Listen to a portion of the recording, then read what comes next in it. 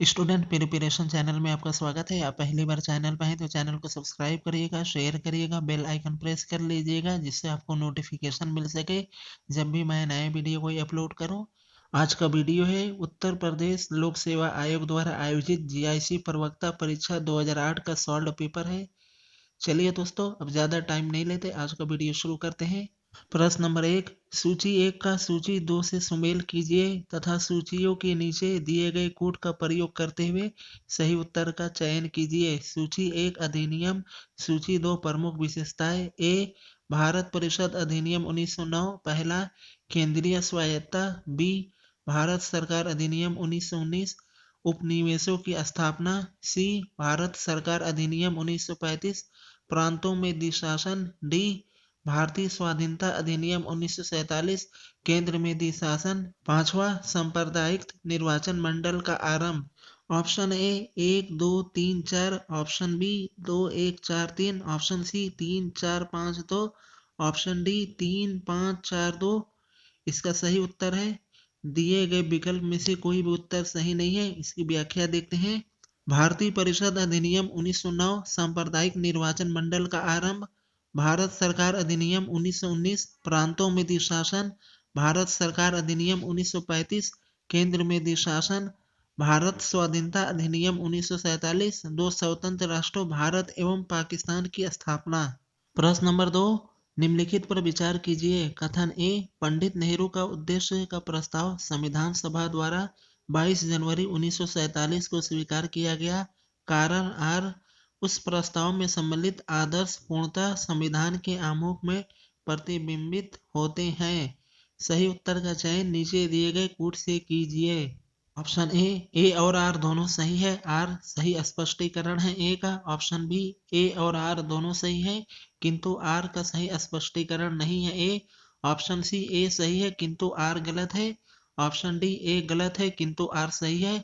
इसका सही उत्तर है ऑप्शन ए और आर दोनों सही है। आर सही स्पष्टीकरण है ए का। कथन और कारण आर दोनों ही सत्य है, साथ ही आर ए का सही स्पष्टीकरण भी है। संविधान निर्माण का प्रारंभ 13 दिसंबर 1946 को पंडित जवाहरलाल नेहरू के उद्देश्य प्रस्ताव से हुआ। यही उद्देश्य प्रस्ताव भावी संविधान की रूपरेखा बनी। उद्देश्य प्रस्ताव 7 दिन तक अर्थात 19 दिसंबर 1946 तक गंभीर वाद विवाद के बाद संविधान सभा द्वारा 22 जनवरी 1947 को सर्वसम्मति से पारित कर दिया गया। प्रश्न नंबर 3, स्वाधीनता आंदोलन से संबंधित निम्नलिखित कथनों में से कौन एक सही नहीं है। ऑप्शन ए, साइमन कमीशन का काले झंडों तथा तूफानी प्रदर्शन से स्वागत किया गया। बी, संविधान के प्रारूप पर पंडित मोतीलाल नेहरू की रिपोर्ट लखनऊ में हुई सर्वदलीय कॉन्फ्रेंस में स्वीकार की गई। सी, पूर्ण स्वराज का प्रस्ताव लखनऊ के कांग्रेस अधिवेशन में पारित हुआ। डी, 1930 में दांडी मार्च सविनय अवज्ञा आंदोलन का प्रारंभ था। इसका सही उत्तर है ऑप्शन सी, पूर्ण स्वराज का प्रस्ताव लखनऊ के कांग्रेस अधिवेशन में पारित हुआ। पूर्ण स्वराज का प्रस्ताव लखनऊ के कांग्रेस अधिवेशन 1916 में पारित न होकर 1929 ईस्वी के लाहौर अधिवेशन में पारित हुआ। इस अधिवेशन की अध्यक्षता जवाहरलाल नेहरू ने किया था। अन्य तीनों विकल्प सही हैं। प्रश्न नंबर 4, एक दलीय शासन प्रावधान करता है। पहला, सरकार में और अधिक स्थायित्व के लिए। दूसरा, दल में और अधिक अनुशासन के लिए। तीसरा, सरकार द्वारा दृढ़ता के लिए। चौथा, दल में और अधिक अनुशासनहीनता के लिए। नीचे दिए गए कूट में से सही उत्तर का चयन कीजिए। ऑप्शन ए 1 और 2, बी 2 और 4, सी 1 2 3, डी 1 3 4। सही उत्तर ऑप्शन 1 2 और 3। एक दलीय प्रणाली में चूंकि एक ही राजनीतिक दल को महत्व प्राप्त होता है, इसलिए उसी दल की सरकार बनती है जो कि अस्थायी होती है। एक दल द्वारा बनी सरकार शक्तिशाली तथा प्रभावशाली होती है। दलीय व्यवस्था में अधिक अनुशासन होता है। प्रश्न नंबर 5, भारत पहला एक लोकतांत्रिक गणतंत्र है। दूसरा में एक प्रतिनिधिक लोकतंत्र है। तीसरा एक लोकतांत्रिक समाज है। चौथा समाजवाद से बंधा हुआ है। नीचे दिए गए कूट में से सही उत्तर का चयन कीजिए। ऑप्शन ए 1 और 2, बी 1 2 और 4, सी 2 3 और 4, डी सभी चारों। इसका सही उत्तर है ऑप्शन बी 1, 2 और 4। भारत एक लोकतांत्रिक गणतंत्र है, यही प्रातिनिधिक लोकतंत्र है तथा भारत समाजवाद से बंधा हुआ है, अतः विकल्प बी सही उत्तर है। प्रश्न नंबर 6, निम्नलिखित पर विचार कीजिए। कथन ए, मनरेगा एक कार्य उन्मुखी परियोजना है जो पूरे देश में कार्यान्वित हो रही है। कारण आर, यह परियोजना राज्य सरकारों द्वारा कार्यान्वित की जा रही है। सही उत्तर का चयन नीचे दिए गए कूट से कीजिए। ऑप्शन ए और आर दोनों सही है, आर सही स्पष्टीकरण ए का है। ऑप्शन बी, ए और आर दोनों सही है किंतु आर सही स्पष्टीकरण नहीं है ए का। सी, ए सही है किंतु आर गलत है। डी, ए गलत है किंतु आर सही है। इसका सही उत्तर है ऑप्शन बी, ए और आर दोनों सही है किंतु आर सही स्पष्टीकरण नहीं है ए का। राष्ट्रीय ग्रामीण रोजगार गारंटी योजना NREGA संबंधी विधेयक 2005 में संसद द्वारा पारित हुआ तथा 2 फरवरी 2006 से इस योजना को प्रारंभ किया गया। यह योजना शुरुआती दौर में देश के 200 जिलों, दूसरे चरण में 130 अतिरिक्त जिलों अर्थात कुल 330 जिलों तथा 1 अप्रैल 2008 से देश के सभी जिलों में लागू की गई। 2 अक्टूबर 2009 को राष्ट्रीय ग्रामीण रोजगार गारंटी अधिनियम का पुनर्नामकरण महात्मा गांधी राष्ट्रीय रोजगार गारंटी अधिनियम मनरेगा किया गया। अतः कथन ए और कारण आर दोनों सही है, परंतु आर सही व्याख्या नहीं करता ए का, इसलिए विकल्प बी सही उत्तर है। प्रश्न नंबर 7, भारत में निम्नलिखित में से कौन सा एक राज्य काली मिर्च का सर्वाधिक उत्पादक है? ए आंध्र प्रदेश, बी केरल, सी कर्नाटका, डी तमिलनाडु। सही उत्तर है ऑप्शन बी केरल। प्रश्न काल में काली मिर्च का सर्वाधिक उत्पादन केरल में होता था, परंतु वर्तमान में नेशनल हॉर्टिकल्चर बोर्ड के आंकड़ों के अनुसार काली मिर्च का सर्वाधिक उत्पादन कर्नाटक राज्य में होता है। प्रश्न नंबर 8, सूची 1 को सूची 2 से सुमेलित कीजिए और सूचियों के नीचे दिए गए कूट का प्रयोग करते हुए सही उत्तर का चयन कीजिए।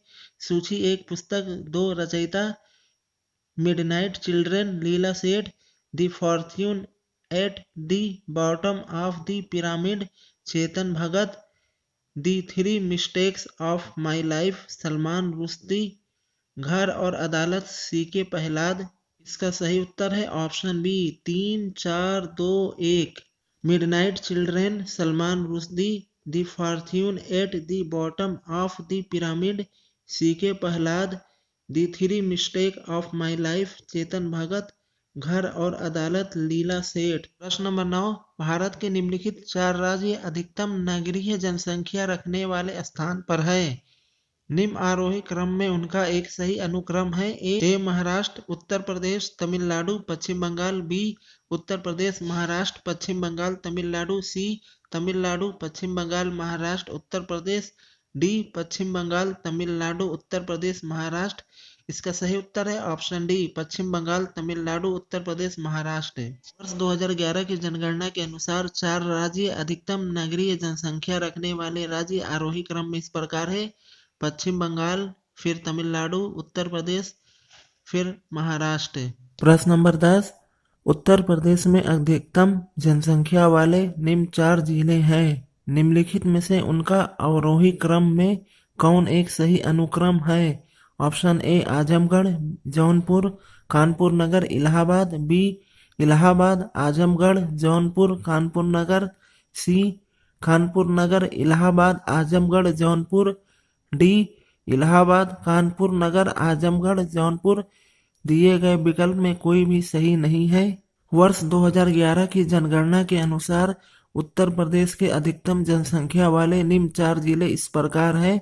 अवरोही क्रम में इलाहाबाद 59,54,391, आजमगढ़ 46,13,913, कानपुर नगर 45,81,268, जौनपुर 44,94,204। नंबर 11, उत्तर प्रदेश के 4 जिलों जिनमें जनसंख्या घनत्व अधिकतम है का आरोही क्रम में निम्नलिखित अनुक्रमों में से कौन एक सही है? ए संत रविदास नगर, भदोही, वाराणसी, गाजियाबाद, लखनऊ।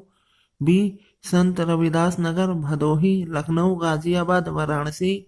सी वाराणसी लखनऊ गाजियाबाद संत रविदास नगर भदोही।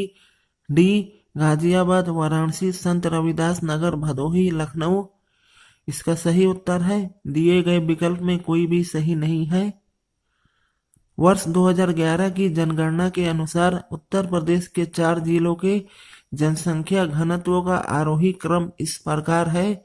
भदोही या संत रविदास नगर 1555, लखनऊ 1816, वाराणसी 2395, गाजियाबाद 3971।